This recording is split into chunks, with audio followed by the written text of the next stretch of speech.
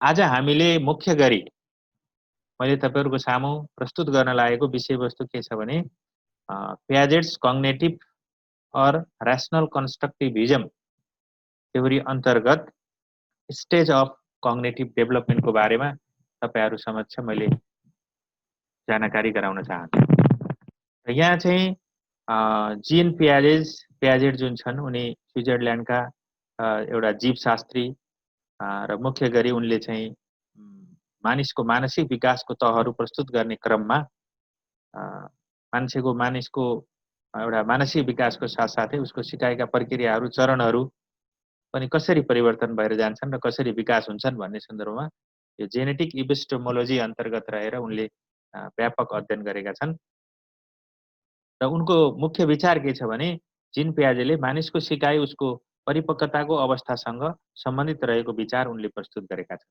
र उनले के भन्छन् भन्दाखेरि सिकाइ प्रक्रियालाई परिपक्वतामा आधारित व्यक्ति विशेषको मानसिक क्षमता र उसको वातावरणसँगको अन्तर्क्रियासँग जोडेर आफ्नो विचारलाई प्रस्तुत गरेका छन्, जसलाई हामी संज्ञानात्मक संरचनावादको रूपमा पनि उल्लेख गर्छौं र उनले मुख्य गरी आफ्नो यो संज्ञानात्मक विकासको चरणमा के भन्छन् त भन्दाखेरि सिकाइ एक निश्चित विकासात्मक चरण अनुरूप अगाडि बढेको हुन्छ भन्ने कुरा उनले राखेका छन्। यसैलाई हामीले आज स्टेज अफ कग्नेटिभ डेभलपमेन्टको रूपमा यहाँ तपाईँहरूको सामु चर्चा गर्न हामी गइरहेका छौँ। अब यहाँ तपाईँहरूले स्लाइडमा देख्न सक्नुहुन्छ स्टेज अफ कग्नेटिभ डेभलपमेन्ट अन्तर्गत यहाँ के कुरा भनेको छ भने Piaget created 4 main periods of development during the evaluation of the child mind and how we learn at each phase भनेको प्याजेटले के गरेका छन् त भन्दाखेरि एउटा डेभलपमेन्टको 4वटा विकासका तहहरू इभ्यालुएसनहरू उनले उल्लेख गरेका छन्। अथवा बच्चा एउटा चाहिँ कर्मिक रूपमा उसको विकास हुँदै जाँदा उसको मानसिक क्षमता योग्यताहरू पनि क्रमशः विकास भएर जान्छ भन्ने कुरालाई उनले यहाँ चाहिँ चर्चा गरेका छन्। त्यसैलाई उनले 4 स्टेज अफ कग्नेटिभ डेभलपमेन्ट भनेर पनि हामीले चाहिँ भन्न सक्छौँ। सर्वप्रथम के छ त भन्दा सेन्सरी मोटर स्टेज। यो अवस्था भनेको कहिलेसम्मको अवस्था हो भन्दा जन्मदेखि 2 वर्षसम्मको पिरियडलाई उनले सेन्सरी मोटर स्टेज भनेर भनेका छन्। In this stage childrens begins to discover their environment that their own sense and physical activity भनेर भनिएको छ। यसमा के हुन्छ त भन्दा बच्चाले आफ्ना 5वटा ज्ञानेन्द्रियहरू मार्फत बाह्य जगतको अनुभव गर्ने पिरियड हो। यसलाई पनि सब उपभागमा विभाजन गरिएको छ। यो सेन्सरी मोटर स्टेज 2 वर्षसम्मको पिरियडलाई पनि उनले साना साना उपभागमा विभाजन गरेर त्यसको अलग अलग विशेषता र अलग अलग चाहिँ बच्चाको क्षमताको चर्चा पनि उनले गरेका छन्। त्यसमा चाहिँ यो पिरियड समग्रमा अलिकन यो बच्चाहरू इगोसेन्ट्रिक हुने पिरियड भएको हुनाले यसमा चाहिँ यसका चरणहरू 6वटा चरणहरू छ। एउटा सिम्पल कम्प्लेक्स स्टेज भनेर भन्छ। यसमा चाहिँ 4 महिनासम्मको पिरियड छ। First habit and primary circular reaction period भनेर भन्छ। यो 4 महिना 1 महिनादेखि 4 महिनासम्मको पिरियड छ। त्यस्तै गरेर सेन्सरी सेकेन्डरी सर्कुलर रिएक्सन भनेर 4 देखि 8 महिनासम्मको पिरियड छ। Coordinate of the secondary circular reaction भन्छ 8 देखि 12 महिनाको पिरियड छ। टेरिटोरी सर्कुलर रिएक्सन्स भन्छ 12 देखि 18 महिना छ र इन्टर्नलाइजेसन अफ द स्किम भनेर 24 भनेको 2 वर्षसम्मको पिरियडलाई यसरी उनले चाहिँ विभाजन गरेका छन्। र यो अलिकन समग्रमा यो पिरियड भनेको इगोसेन्ट्रिजमको पिरियड भनेर यसलाई भनिन्छ। यसमा चाहिँ के हुन्छ भन्दा सिम्पल रिफ्लेक्सको कुराहरू जस्तै कुनै कुराहरू चुस्ने हैन, उज्यालो पर्दा आँखाहरू झिम्कने गर्छ। त्यस्तै गरेर first habit and primary circular reaction अन्तर्गत यो 4 महिनासम्मको जुन उमेर छ यसमा बच्चाले पहिलो बानी सिक्दछ र त्यसलाई पटक पटक दोहोऱ्याउँछ। कुनै पनि कुरालाई उसले सिक्छ, जस्तै औँला चुस्ने कार्य छ त्यसलाई पटक पटक दोहोऱ्याउँछ।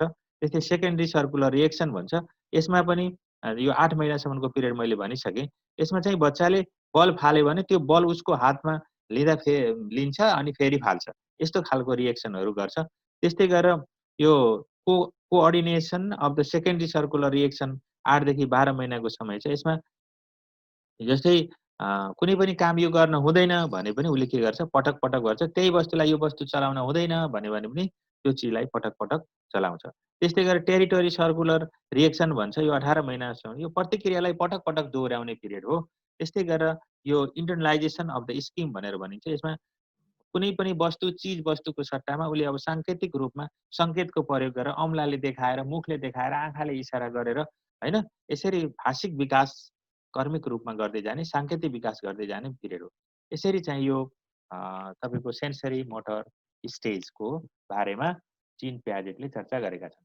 त्यस्तै गरेर दोस्रोमा प्री अपरेसनल स्टेज भनेर भन्छ। प्री अपरेसनल स्टेज भनेको यो 2 देखि 6 अथवा 7 वर्षको बीचमा देखा पर्ने पिरियडलाई उनले चाहिँ प्री अपरेसनल स्टेज भनेका छन्। In this stage images in children's mind can be created and they start symbolically distributing on the things as another children can able to describe through the classification object or thought and see relation between them.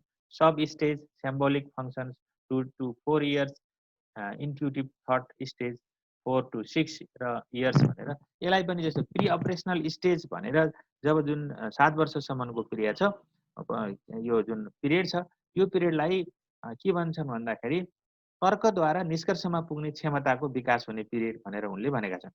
अथवा पूर्व क्रियात्मक अवस्थामा व्यक्तिले आफ्नो मानसिक क्रियाका लागि पूर्वाधार मात्र तयार गर्दछ, त्यो परिपक्वता हुँदैन, पूर्वाधार मात्र तयार गर्दछ भनेर सब स्टेजको पनि कुरा गरेका छन्। मैले सिम्बोलिक फङ्सन साङ्केतिक रूपमा गर्ने, इन्ट्युटिभ थट सब स्टेज गरेर चाहिँ 7 वर्षसम्मको पिरियड भनेर यसरी उल्लेख गरिएको छ।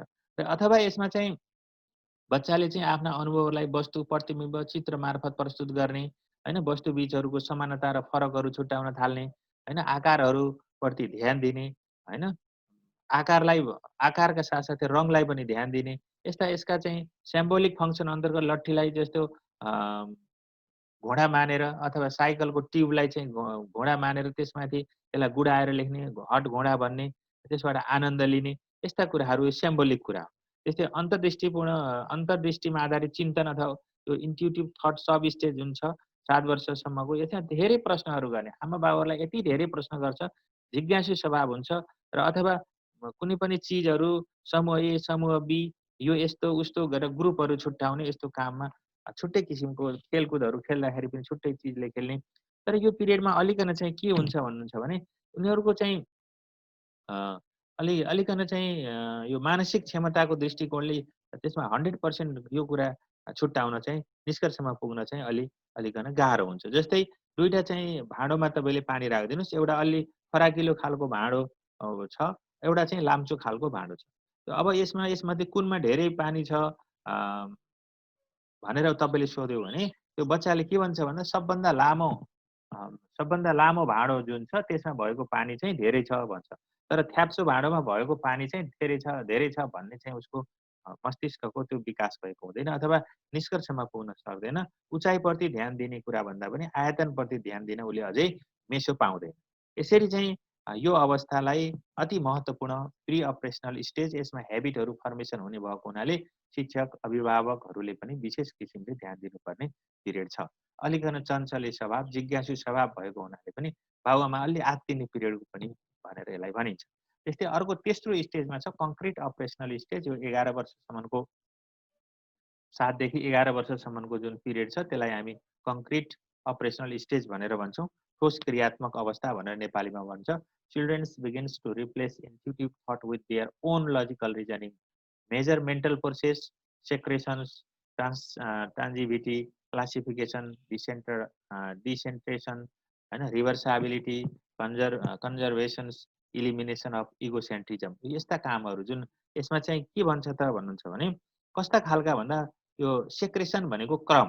जस्तै कुनै पनि वस्तु छ, वस्तुलाई यिनीहरूको आकार, प्रकृति अथवा भन्नुहोस् कि गुणको आधारमा क्रममा मिलाउन सक्छन् उनीहरूले, त्यसलाई भन्छ क्रममा मिलाउने कुरा। जस्तै त्रिभुजहरूको आकारमा राख्ने, चतुर्भुज आकारलाई छुट्याएर एकातिर राख्ने। अर्को छ ट्रान्जिभिटी भन्छ, सङ्क्रमण भनेर भन्छ। यसमा चाहिँ के हुन्छ भन्दा यिनीहरूले अवधारणाहरू बीचको सम्बन्धको आधारमा नयाँ अवधारणाको विकास गर्न सक्छन्। जस्तै ए भन्दा बी ठुलो र बी भन्दा सी ठुलो हुन्छ भन्ने, ए भन्दा सी ठुलो पनि हुन्छ भनेर यसरी तर्क पनि अगाडि ल्याउन सक्छन्। त्यस्तै क्लासिफिकेसनको कुरा छ। जस्तै यिनीहरूले कुनै वस्तुहरूलाई जीवित र निर्जीवको वर्गमा छुट्याउन सक्ने गुण, यो क्षमता पनि उनीहरूमा आउँछ।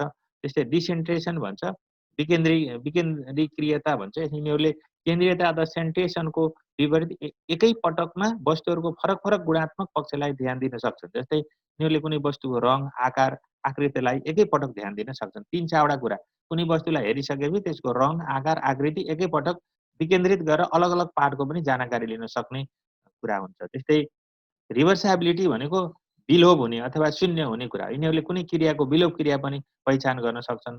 जस्तै 4 + 4 = 8 हुन्छ भने 4 - 4 = 4 हुन्छ भन्ने कुरा, यस्ता कुरालाई पनि उनीहरूले अ, बुझ्न सक्ने क्षमता हुन्छ। त्यस्तै अर्को स्टेज छ कन्जर्भेसन। यिनीहरूले वस्तुको मात्रा यसको अवस्था व्यवस्थापनमा प्रभावित हुँदैन भन्ने कुरा बुझ्छन्, अथवा वस्तुको मात्रा यसको व्यवस्थापनबाट प्रभावित हुँदैन भन्ने कुरा बुझ्छन्। जस्तै कुनै साँघुरो भाँडो पानीमा फराकिलो भाँडोमा राख्दा त्यसको मात्रामा फरक पर्छ भन्ने कुरा मैले जुन अघिल्लो स्टेजमा भनेको थिएँ। अब यिनीहरूले थाहा पाउँछन् कि साँघुरो भाँडोमा धेरै पानी अट्ने होइन कि त्यो चाहिँ आयतन भन्ने कुरा छुट्टै कुरा हो भन्ने कुरा पनि उनीहरूले बुझ्न थाल्छन्। त्यस्तै इलिमिनेसन अर इगोसेन्ट्रिजम भन्छ, आत्मकेन्द्रिताको अन्त्य हुन्छ। यसमा चाहिँ अलिकन यस अवस्थामा यसभन्दा पूर्व अवस्थामा देखिने आत्मकेन्द्रिताको अन्त्य हुन्छ, अथवा सबै कुरा मै खाऊँ, मै लाऊँ गर्ने जुन कुरा प्रवृत्ति छ त्यो हटेर जाने पिरियड पनि यसलाई भनेर भनिन्छ। त्यसपछि अब अर्को स्टेज, हाम्रो लास्ट स्टेज छ formal operational stage. Formal operational stage भनेको यो मानिसको संज्ञानात्मक विकासको अन्तिम अवस्था भनेर मानिन्छ र यो विशेष गरी कति वर्ष त भन्दा 11-12 वर्षको उमेर पछि देखा पर्छ भनेर भनिन्छ। यो 11-12 वर्षकोदेखि एडल्टहुडसम्मको पिरियड भनेर यसमा भनिन्छ। र यसमा चाहिँ के भन्छन् भन्दाखेरि बच्चाहरू भावनात्मक तवरमा पनि तर्क गर्न सक्छन्, होइन? आफ्ना पूर्व अनुभवबाट विकसित भएका जुन ज्ञानहरू हुन्छन्, सिपहरू हुन्छन्, त्यसलाई भावनात्मक तरिकाले होइन एउटा चिन्तन गरेर निष्कर्षमा पुग्न सक्छन्। यो अलिकन परिकल्पना गर्ने, तर्क गर्ने अथवा सोचाइहरू राख्ने, आफ्नो नयाँ कुराहरू प्रस्तुत गर्ने, विभिन्न तर्कहरू प्रस्तुत गर्ने, अथवा त्यहाँ गल्ती हुन्छ भनेर डराउने होइन कि विभिन्न प्रयत्न र भुल गरेर निष्कर्षमा पुग्ने पिरियड पनि यसलाई भनिन्छ। यही कुरा यहाँ छ। जस्तो they will start using the higher level of thinking or abstract idea to solve the problem. Metacognition stage, divergent thinking, reflective thinking, होइन, realistic self regularity learning process, hypothetical deductive reasoning, egocentrism. मैले भने नि इगोसेन्ट्रिजम अलिकन यसमा घटेर जान्छ, होइन? अलिकन thinking गर्छन्। मेटाकग्निसन स्टेजको कुरा छ भनेको कुनै पनि कुरा आफैले यो ठिक हो अथवा होइन यो चाहिँ भनेर यदि ठिक हो भने त्यसलाई सिलेक्ट गर्छन् र त्यसको अरू थप प्रोसेस गर्छन् र त्यसको बारेमा थप बुझ्न थाल्छन् भने यदि यो ठिक होइन भन्ने लाग्यो भने त्यसतर्फ उनीहरूले ध्यान दिँदैनन्। यसरी यो विकेन्द्रित चिन्तनहरू, सापेक्षित चिन्तनहरू पनि यो अवस्थामा आउँछ भन्ने कुरा चाहिँ छ।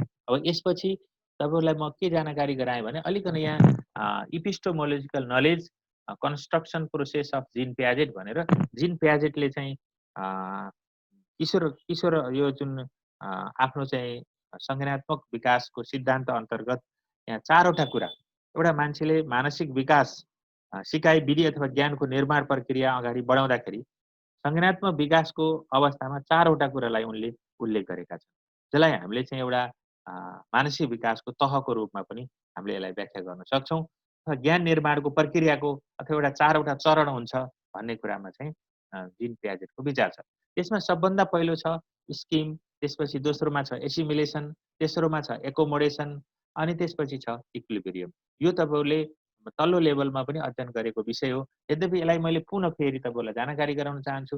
अब स्किम भनेको के हो, कस्तोलाई स्किम भनिन्छ? तपाईँलाई यो स्किम भन्नुभन्दा पहिले मैले तपाईँलाई एउटा चित्र देखाउँछु। यहाँ चित्र हेर्नुहोस्। यहाँ चाहिँ के छ त भन्दा एउटा मान्छे छ। एउटा मान्छेले यहाँ धेरै चिजहरू देख्छ, वातावरणमा भएको चराहरू, होइन, यस्तो चिजहरू देख्छ। यहाँ चाहिँ के छ, इन्भाइरोमेन्ट भनेर देखाएको छ। यो पार्टमा चाहिँ के छ, यहाँ इन्भाइरोमेन्ट छ। यहाँ इन्भाइरोमेन्ट भनेको चरालाई देखाएको छ। अब त्यो इन्भाइरोमेन्टमा भएको चिजलाई हाम्रो मस्तिष्कले कसरी बुझ्छ, होइन? त्यसको एउटा नक्सा बनाउँछ, यहाँ स्किम भनेर भनेको छ।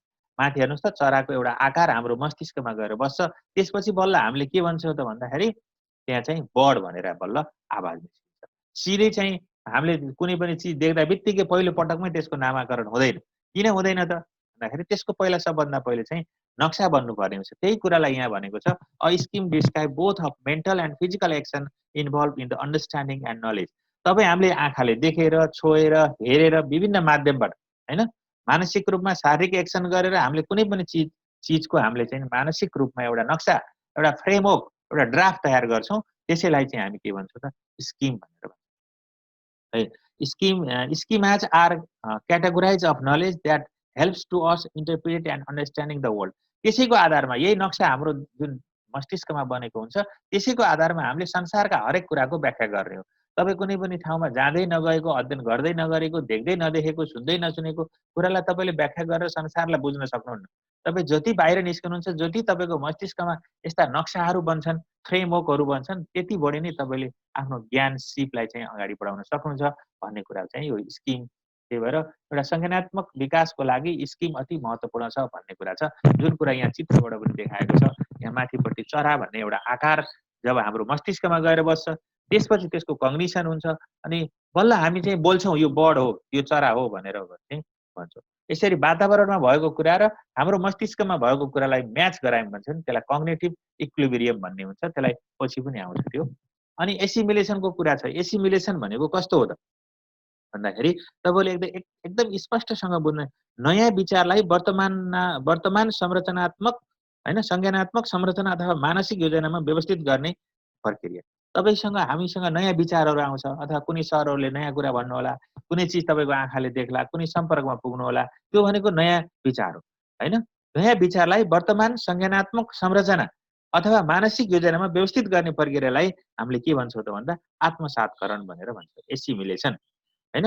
यो पुरानो मानसिक योजनामा कुनै परिवर्तन नगरेर त्यसमा नयाँ विचार थप्दै जाने। तपाईँसँग अलरेडी जे कुरा छ त्यो छँदैछ, त्यसमा नयाँ कुरा थपिँदै गयो भने त्यसलाई हामी के भन्छौँ? एसिमिलेसन, आत्मसात्करण भनेर भन्छौँ। Using a existing schema to deal with a new object or situation. तपाईँसँग अलरेडी भइरहेको जुन नक्सा छ, फ्रेमवर्क छ, मस्तिष्कमा छाप छ, त्यसमा चाहिँ नयाँ कुरा थपिएर जाने कुरालाई एसिमिलेसन भनेर भन्छ। The process of taking in new information into a previous existing scheme is called assimilation, है? अ प्रोसेस अफ टेकिङ होइन in new information into our previous existing scheme is called. तपाईँसँग पहिल्यै छ, सूचनाहरू छ, मस्तिष्कले राखेको छ, त्यसमा नयाँ इन्फर्मेसन तपाईँले थप्दै जानुभयो। पुरानो संरचनामा नयाँ इँटा थप्दै जानुभयो। जस्तै पुरानो घरमा तपाईँले माथि तालो थप्नुहोस् एकछिनको लागि। पुरानो घरमा नयाँ तालो थपे जस्तै के हो त भन्दा त्यो चाहिँ एसिमिलेसन हो। एउटा सानो उदाहरण, a boy saw an aeroplane and from existing schema he called it's birds, that is called assimilation. यहाँ एउटा मैले चित्र देखाउँछु तपाईँलाई अहिले। इन्टिग्रेसन होइन, integration reality into one's own view. यसमा चाहिँ के हुन्छ भन्दा एसिमिलेसनमा आफ्नै विचार हुन्छ, त्यहाँ नयाँ विचार थपिने आएर पुरानो विचारमा तपाईँसँग नयाँ विचार चाहिँ प्लस भएर जान्छ, पुरानो हट्ने होइन। यहाँ हेर्नुहोस्, एउटा चित्र मैले यहाँ देखाएको छु तपाईँलाई। मेन स एन्ड एरोप्लेन, एउटा मान्छेले के देख्छ? एरोप्लेन देख्छ। And from existing schema he called bird, उसको पहिलेको उसको मस्तिष्कले के हुन्छ? आकाशमा उड्ने चिज त चरा हो भनेर उसको मस्तिष्कमा बसेको हुन्छ, तर उसको त्यो एक्जिस्टिङ स्किमा जुन छ त्यो पहिलेको त्यही नै राख्छ। अब उसले चाहिँ फेरि एरोप्लेन देखेपछि फेरि त्यसलाई नयाँ थप्छ। भनेपछि आकाशमा एरोप्लेन पनि उड्छ, चरा पनि उड्छ, अन्य चिजहरू पनि उड्न सक्छन् भनेर त्यसलाई एसिमिलेट गर्छ भने त्यसलाई चाहिँ एसिमिलेसन भनेर भनिन्छ। ल हेर्नुहोस्, पहिलेको मैले अघिल्लो चित्रमा तपाईँलाई के देखाएको थिएँ? हाम्रो मस्तिष्कमा एउटा नक्सा के को बनेको थियो? चराको बनेको थियो। अब त्यही मान्छेले के देख्यो त भन्दा एरोप्लेन देख्यो। अब एरोप्लेन देखेपछि सुरुमा त उसको मस्तिष्कले के भन्छ होला भन्दा त्यो भनेको चरा हो भन्छ होला, तर होइन, त्यसमा चरा पनि राख्छ उसले, सँगसँगै हाम्रो मस्तिष्कले अब एरोप्लेन पनि थप्दै जान्छ। भोलि चाहिँ जेट विमान थप्ला, भोलि चन्द्रमा आकाशमा देखिन्छ, ताराहरू देखिन्छ, त्यसमा थपिँदै थपिँदै आकाशमा के हुने हो? बादल देखिन्छ। यी सारा कुराहरू त्यहाँ हाम्रो थपिँदै जाने कुरा छ, त्यसलाई हामी एसिमिलेसन भनेर भन्छौँ। अब अर्को छ एकोमोडेसन। यो एकोमोडेसन भनेको समायोजन भनेर नेपालीमा भन्छ, होइन? यसमा एकदम इन सर्टमा हामीले के भन्न सक्छौँ त भन्दा समानता र अन्तरको आधारमा कुनै चिज मिल्ने कुरा, समानता र अन्तरको आधारमा पुरानो मानसिक योजनालाई परिमार्जन गरेर नयाँ मानसिक योजना बनाउने प्रक्रियालाई हामीले के भन्छौँ? समायोजन भनेर भन्छौँ अथवा एकोमोडेसन भनेर भन्छौँ। Another part of adaptation involves changing and altering our existing schema in light of new information, a process known as accommodation बन्या छ। त्यस्तै accommodation involves altering existing schema or idea as a result of new information, new experience, new schema may also be developed during this process. Changing one's view to हैन, one's view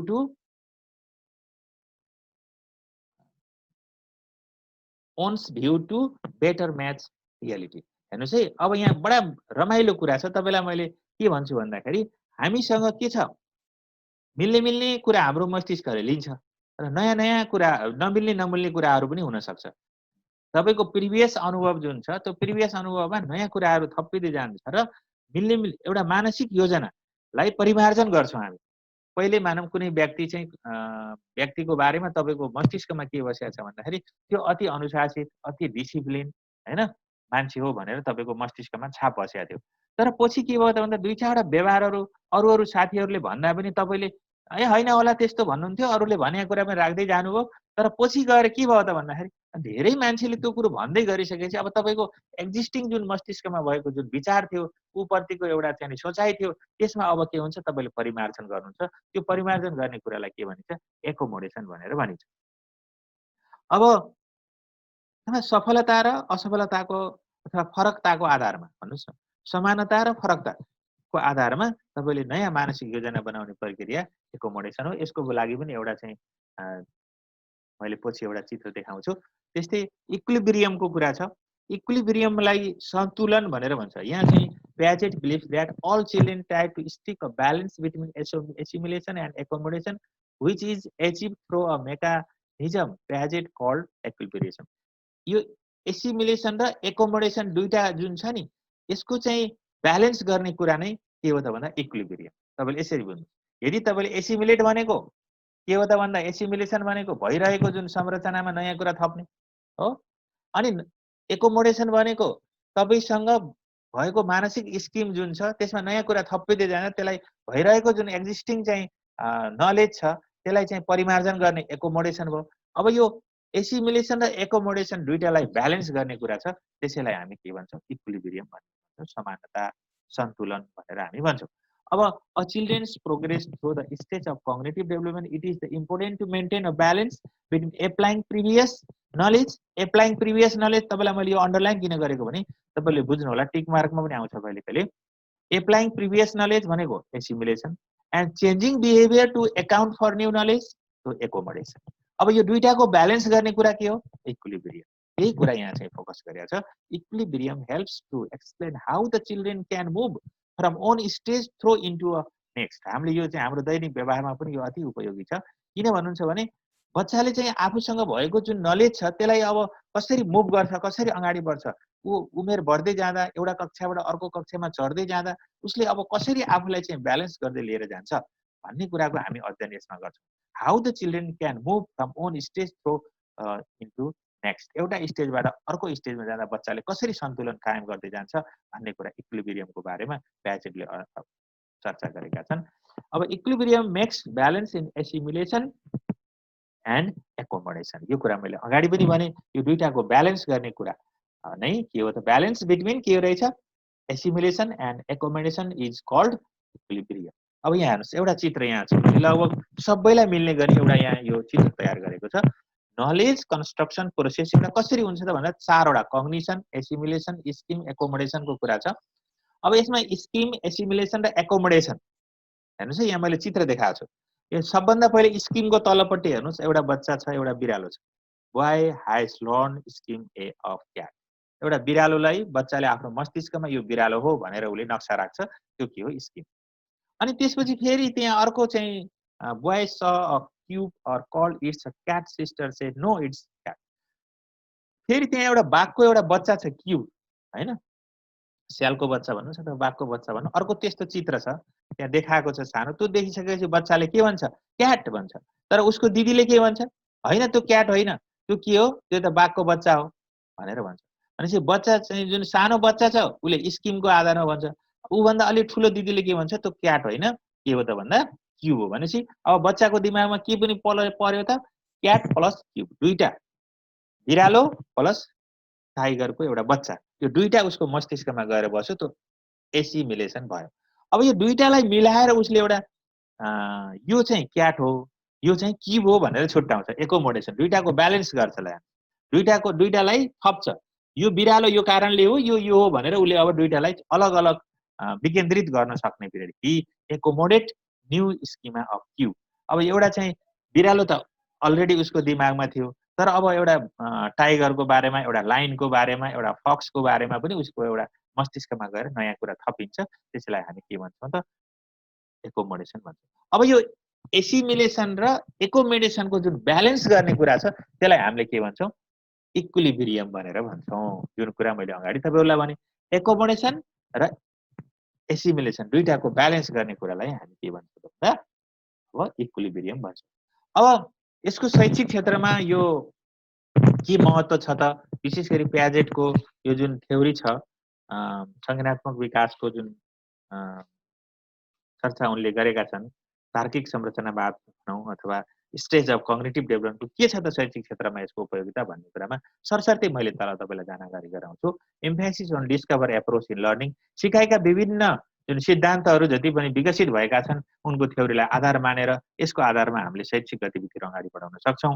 त्यस्तै गरेर curriculum should provide specific educational experience based on the children's development level. हामीले कक्षामा पढाउँदा विद्यार्थीलाई सिकाउँदा उसको cognitive development यसरी हुन्छ भन्ने कुरा थाहा पायौँ भने त्यही किसिमले उद्देश्यहरू क्रिएट गरेर हामीले बच्चालाई सिकाउन सक्छौँ, जसले क्लासरुम एक्टिभिटीहरू राम्रो भएर जान्छ। Arrange classroom activity so that they assist the encourage of self learning. त्यसपछि हामी सेल्फ लर्निङको लागि पनि फोकस गर्छौँ। क्लासरुम एक्टिभिटीलाई राम्रोसँग म्यानेज गर्नलाई पनि यसले सहयोग गर्छ। Social interaction have a great educational value for Piaget. उनले सोसियल इन्टरेक्सन पनि गर्नुपर्छ भन्ने कुरा जुन सोसियल कन्स्ट्रक्टिभिजमको पक्षलाई पनि अलिकन चर्चा गरेका छन्। अथवा लिभ भिगिसको र यी दुईटैको जुन प्याजेटको जुन सिद्धान्त छ त्यो कुरालाई पनि अति महत्त्वपूर्ण रूपमा हामीले शिक्षा क्षेत्रमा प्रयोग गर्न सक्छौँ। Positive social action therefore should be the encourage. हामीले सामाजिक सकारात्मक सामाजिक कुराहरू सोसियल डेभलपमेन्ट अथवा मानसिक विकासलाई राम्रो कसरी बनाउन सकिन्छ भन्ने कुरालाई पनि हामी व्यवस्थित गर्न सक्छौँ। त्यस्तै गरेर simple to complex and project method in teaching, हामीले अहिले जति पनि सिम्पल टु कम्प्लेक्स विधिहरू प्रयोग भएका छन्, प्रोजेक्ट मेथडहरू हाम्रो टिचिङ लर्निङ फिल्डमा प्रयोग भएका छन्, यो सबै कुरा हाम्रो चाहिँ यही प्याजेटको थ्योरीको चाहिँ अथवा कन्स्ट्रक्टिभिजम थ्योरीको चाहिँ योगदान हो भनेर पनि भन्न सक्छौँ। को curricular activity have equal importance and that a curricular experience in the cognitive development of children. बच्चाको चाहिँ यदि मानसिक विकास राम्रो गर्नुपर्ने छ भने अतिरिक्त क्रियाकलापहरू को करिकुलर एक्टिभिटीहरू हामीले अनिवार्य रूपमा गराउनुपर्छ भन्ने सन्देश पनि यो थ्योरीले दिन्छ। Major goals of educational according to Piaget's are critical and creative thinking. Creative thinking critical थिङ्किङको कुराका लागि पनि यो उनको थ्योरीले अति महत्त्वपूर्ण योगदान पुर्याएको देखिन्छ। यसरी समग्रमा मैले के भन्न सक्छु भन्दाखेरि यो चाहिँ जिन प्याजेटको सिकाइको सिद्धान्तको शैक्षिक क्षेत्रमा मुख्य गरी पाठ्यक्रम निर्माणको लागि यसले मार्गनिर्देशन गर्न सक्छ। सिकाइलाई बाल केन्द्रित बनाउने कुरामा यसले सहयोग गर्न सक्छ। शैक्षिक सामग्री छनौट विधिको छनौट उनीहरूलाई उचित मार्गनिर्देशन परिपक्वताको आधारमा शिक्षण सिकाइका रणनीतिहरू प्रयोग गर्न पनि यसले सहयोग गर्छ भन्ने कुरा चाहिँ हाम्रो जिन प्याजेटको आधारमा भन्न सक्छौँ। Thank you. आजको लागि हाम्रो क्लास चाहिँ यति नै हुन्छ।